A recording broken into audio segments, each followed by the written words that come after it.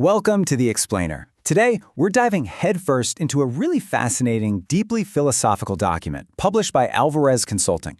It's titled Why Humans Suffer, and it meticulously maps out what the author calls the perennial truth framework regarding human hardship. Whether you're a hardcore scholar of esoteric philosophy or, just genuinely curious about how ancient traditions view the human condition, we're going to unpack the exact concepts and frameworks presented in this text. Now we're starting off with, frankly, the most devastating question of the human experience. It's the question that sits right at the center of every honest life. Why is there so much pain? And more specifically, why do innocent people suffer? This is exactly the monumental question this esoteric text is attempting to answer. And the report argues that these questions deserve way more than just shallow comfort or a quick dismissal. So here is our roadmap for the explainer. We'll methodically unpack this framework by looking at the architecture of suffering, pre-birth soul contracts, the veil and karma, addressing the hardest questions, universal traditions on suffering, and finally, death as an awakening. Let's get right into it. Section 1. The architecture of suffering, redefining the nature of pain. The framework proposes that suffering is not a glitch in the human system, but a feature. The report argues that suffering isn't just one flat, one-dimensional experience. Instead, it actually operates on three distinct layers, and each one serves a highly targeted evolutionary purpose. First up, there's physical suffering, pain, illness, bodily limitation. Its function is literally to ground the soul in material weight, offering a kind of friction and resistance that a non-physical realm just can't provide. Then we have emotional suffering, things like grief, fear, and heartbreak. This is described as the soul's primary classroom, and it's heavily tied to unresolved patterns across lifetimes. And finally, there's existential suffering. Interestingly, the author defines this not as clinical depression, but as a deep, undeniable homesickness for pure spirit, constantly pressing against the amnesia of being in a physical body.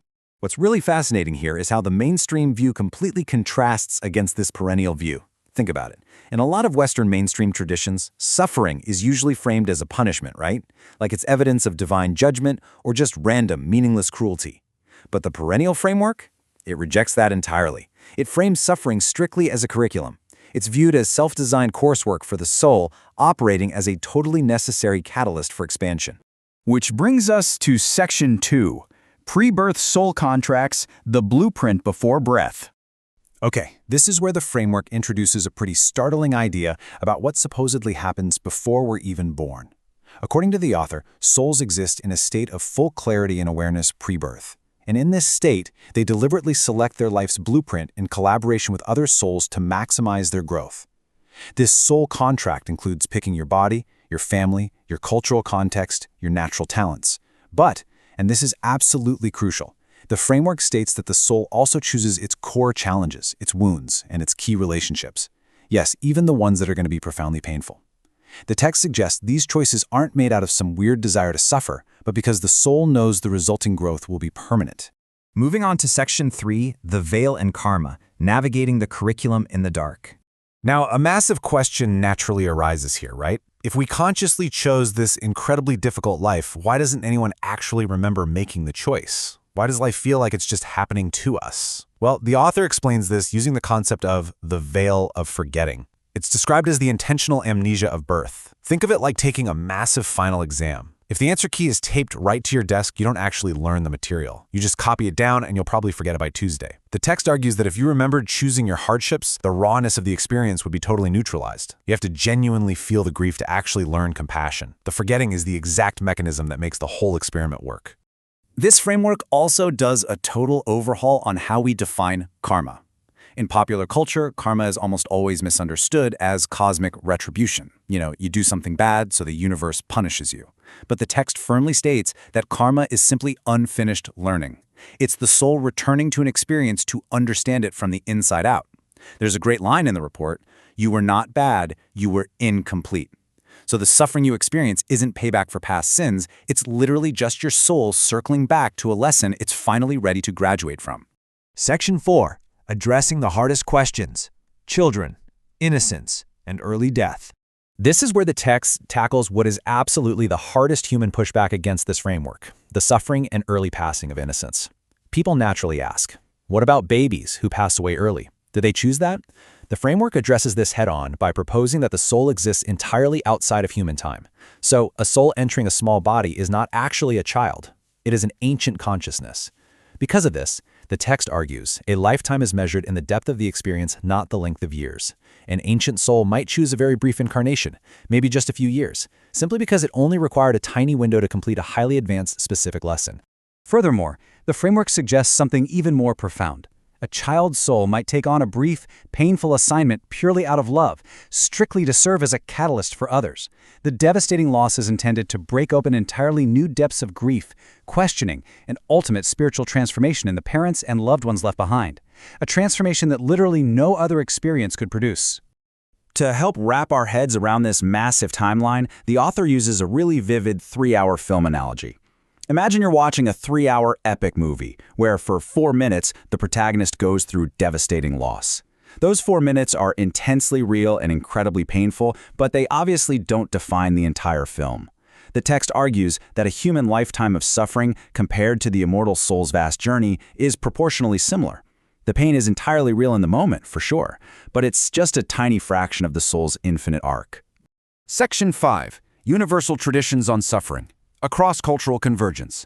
To back up these sweeping metaphysical claims, the report doesn't just rely on personal theory. It points to a really remarkable convergence of independent, ancient wisdom traditions from all over the globe. The author's research shows how geographically and historically separated traditions arrived at the exact same structural conclusions about suffering. We're talking the Vedic concepts of karma and moksha, Buddhism's Four Noble Truths, the Kabbalistic idea of tikkun olam, which means soul repair, and Hermeticism's great work. These civilizations had zero contact with one another, yet they all mapped out a remarkably similar architecture. They all concluded that suffering is not the cosmos being cruel, it is the cosmos's curriculum. Section 6. Death as an awakening. Waking up from the dream. Finally, the framework traces this cosmic journey to its end, fundamentally reframing how we view the ultimate unknown, death. In mainstream culture, death is almost always viewed as the final, ultimate loss. But in this belief system, the post-life transition is likened to a dreamer simply opening their eyes. Death is not an ending, it's an awakening. The vivid, all-consuming dream of human life dissolves, and full awareness returns to the soul. In that exact moment, all the wounds and painful relationships of the life are understood in their full soul-level context. They're integrated and completed. And the report is quick to note that this exact phenomenology is heavily backed by modern near-death experience, or NDE, research, where thousands of patients report this exact sensation of a life review and profound awakening. This entire core thesis is perfectly encapsulated by one profound line from the report. The pain belongs to the dream. The wisdom you earn from it belongs to you forever. According to the framework, the soul doesn't carry the suffering out of the incarnation. The grief, it stays right here, but the compassion, the courage, and the immense depth that the pain forged, that expansion is permanent, and it stays with the soul forever. So, the report wraps up by detailing a practical framework for everyday life. How does holding this worldview actually shift our daily reactions? Well, the author suggests 5 steps. First, shift your perspective from why me to what is this teaching me? Second, reframe forgiveness by recognizing that the person who hurt you may have actually agreed to play that role at a soul level. Third, release the fear of death, which paradoxically frees you to live way more fully right now. Fourth, deepen your compassion, realizing that literally everyone is just navigating their own difficult coursework. And fifth, remember your free will. The contract sets the themes, but how you react to them is always your choice. We're going to end this explainer with a final, provocative thought derived straight from the heart of this report. I want you to think about the absolute hardest parts of your journey so far. If you, in a state of total, absolute clarity before you were born, were the actual author of your own life, what was the ultimate lesson you came here to learn? It's a massive question, and it completely shifts how we view our daily struggles. Thank you so much for joining me as we decoded the architecture of human suffering according to this fascinating framework. Keep questioning. Keep learning, and I'll see you in the next explainer.